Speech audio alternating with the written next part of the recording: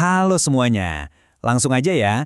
Pernah nggak sih Anda ngebayangin ruang publik itu ibarat satu alun-alun kota yang super besar, tempat semua orang kumpul buat debat secara rasional? Nah, di bahasan kali ini, kita bakal ngebongkar habis konsep itu. Faktanya, dunia komunikasi kita tuh udah bergeser jauh banget. Dari satu panggung utama, pecah jadi jaringan digital yang luar biasa kompleks dan saling tumpang tindih. Pertanyaan besarnya sekarang, masih ada nggak sih yang namanya satu ruang publik tunggal? Jujur aja, bayangan klasik soal satu ruang di mana semua orang nyimak berita yang sama, terus debat dengan kepala dingin, ya itu mungkin sekarang cuma sekedar ilusi. Realitas modern kita ini jauh lebih berantakan, tapi di saat yang sama, benar-benar memukau. Kita tuh udah nggak lagi ada di satu ruangan raksasa yang sama. Jadi, ini peta jalan eksplorasi kita hari ini.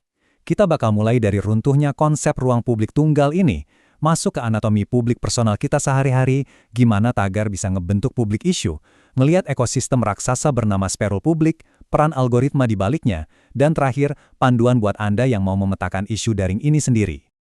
Oke, kita masuk ke bagian pertama, runtuhnya ruang publik tunggal. Kalau kita bandingin, ada kontras yang tajam banget antara teori klasik dan apa yang terjadi di layar gadget kita tiap hari. Dulu, sosiolog Jürgen Habermas punya idealisme tentang ruang publik yang menyatu, disetir sama media massa arus utama, dan isinya murni debat rasional. Tapi, ilmuwan kayak Axel Bruns ngelihat realitas yang beda. Ruang publik kita sekarang ini udah pecah jadi jaringan-jaringan kecil yang saling tumpang tindih. Komunikasi kita tuh sifatnya jauh lebih emosional atau afektif, dan jujur aja, sering banget kita nemuin informasi itu secara kebetulan aja. Lanjut ke bagian kedua, anatomi publik personal. Semuanya itu berawal dari titik ini, namanya publik personal. Ini bukan ngomongin soal audiens massal ya, tapi total seluruh interaksi komunikasi yang ngelilingin Anda secara pribadi. Coba deh cek timeline media sosial Anda sekarang. Ada keluarga, teman sekolah, sampai bos atau rekan kerja profesional, semuanya ngumpul di satu tempat kan? Nah, para ahli nyebut fenomena tabrakan ini sebagai runtuhnya konteks atau konteks kolaps. Secara konsep, bentuk komunikasinya tuh mirip kayak struktur bintang. Titik pusatnya siapa? Ya Anda sendiri sebagai pengguna. Semua arus komunikasi, entah itu obrolan pribadi berdua atau obrolan rame-rame di grup, semuanya benar-benar muter ngelilingin si titik pusat itu. Jaringan ini murni berpusat pada ego kita. Tapi interaksi kita kan nggak cuma sebatas sama orang yang kita kenal doang kan? Disinilah letak perbedaannya dengan publik isu. Kalau publik personal tadi berpusat di ego kita, nah publik isu ini berhasil nyatuin orang-orang asing yang sama sekali nggak saling kenal. Kenapa mereka bisa nyatu? Karena ada topik yang sama. Atau bisa juga karena ada suatu peristiwa mendadak yang lagi panas. Di titik inilah ruang publik yang sesungguhnya mulai kebentuk secara online. Masuk ke bagian ketiga, tegar pembentuk publik isu. Beda sama bentuk bintang yang berpusat di satu orang tadi, publik isu ini secara struktur kelihatan lebih kayak jaring laba-laba yang luas banget. Dan uniknya, peran tiap orang di jaring itu beda-beda. Ada partisipan inti yang kicauannya itu disebar ulang sampai ribuan kali. Dan ada juga audiens periferal di pinggiran yang cuma mantau atau sesekali komen. Nah, mereka semua ini diikat dan dikoordinasikan oleh satu penanda digital, yaitu tagar. Ini bukan sekedar teori ya. Tagar itu benar-benar bertindak sebagai alat pemersatu wacana empiris. Contohnya fenomena #BlackLivesMatter atau #Ferguson. Satu tagar ajaib bisa ngubah peristiwa akut jadi gerakan sosial global yang masif banget. Mekanisme yang sama juga kejadian di perdebatan sains kayak perubahan iklim, kontroversi seperti #Gamergate, atau bahkan komunitas spesifik yang umurnya panjang kayak #Agrichatus buat para petani di Australia. Semuanya berawal dari satu kata kunci sederhana yang berhasil ngatur interaksi jutaan audiens. Nah, bagian keempat, ekosistem sferul publik. Coba bayangin tiap tagar atau publik isu tadi sebagai satu lingkaran kecil. Gimana kalau lingkaran-lingkaran kecil yang topiknya berkaitan ini mulai saling bersinggungan? Misalnya, tagar lokal soal cuaca ekstrim tiba-tiba nyambung sama obrolan global tentang emisi karbon. Mereka bakal menyatu secara horizontal, ngebentuk jaringan raksasa yang saling terhubung. Nah, gabungan jaringan yang luar biasa masif inilah yang kita sebut sebagai sferul publik. Poin intinya di sini, sferul publik ini ukurannya makro dan benar-benar kompleks. Saking luasnya, mustahil buat siapapun, bahkan peneliti data sekalipun, buat ngamatin semua wacana di dalamnya secara bersamaan. Dan, karena kapasitas otak kita nggak sanggup nyaring data sebanyak itu sendirian, kita mau nggak mau harus ngandelin sistem komputasi buat nentuin informasi mana yang penting untuk diangkat. Yang otomatis ngebawa kita ke bagian kelima, peran algoritma platform.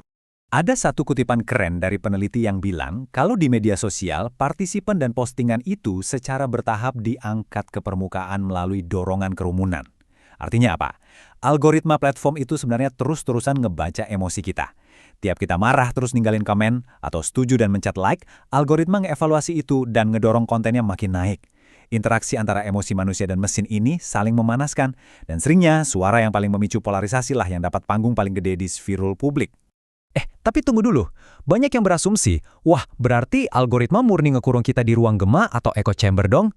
Sebenarnya, data empiris berskala besar udah menepis mitos itu loh, karena kita tetap punya publik personal yang beragam, plus tagar-tagar yang terus tabrakan tadi, jaringan teknososial kita ini justru penuh dengan paparan informasi yang saling bersilang. Realitasnya benar-benar jauh lebih berantakan dan heterogen ketimbang sekedar gelembung tertutup. Sekarang, kita masuk ke bagian ke-6, panduan memetakan isu daring. Buat Anda yang mau ngelakuin riset akademis dan memetakan jaringan ini sendiri, para ahli ngerekomendasiin pendekatan metode campuran. Gini langkah praktisnya.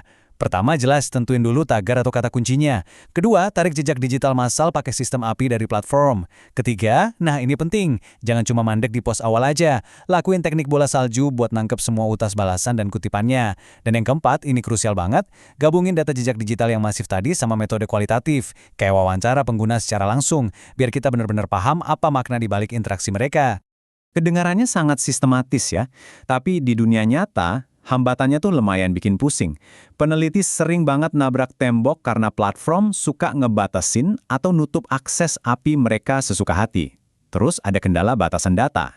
Ngepetain data publik kayak di Twitter itu jauh lebih gampang dibanding masuk ke platform tertutup semacam grup Facebook. Belum lagi tantangan ngedeteksi ruang ketiga, di mana suatu debat politik tiba-tiba meledak secara kebetulan di forum hobi atau olahraga. Radar penelitian biasa seringkali gagal nangkap fenomena ini.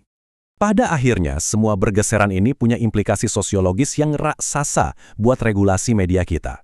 Dengan runtuhnya ruang publik tunggal, pemerintah sekarang dipaksa muter otak cari cara baru buat merancang regulasi, karena kontrol informasi satu arah udah benar-benar kedaluarsa. Kita juga makin sadar betapa berkuasanya individu-individu penghubung atau bridge bloggers dalam mengatur persepsi kita. Dan poin paling vitalnya, kita harus ngakuin kalau komunikasi politik daring kita itu saat ini jauh lebih digerakkan oleh emosi dan afeksi, bukan murni rasionalitas. Luar biasa ya perjalanan kita di bahasan kali ini. Dari sekedar profil personal Anda, mekar jadi public issue berdasarkan minat, terus melebur jadi sferul makro yang ditenagai sama massa dan algoritma. Sebagai penutup eksplorasi ini, saya mau ninggalin satu pikiran buat Anda renungkan.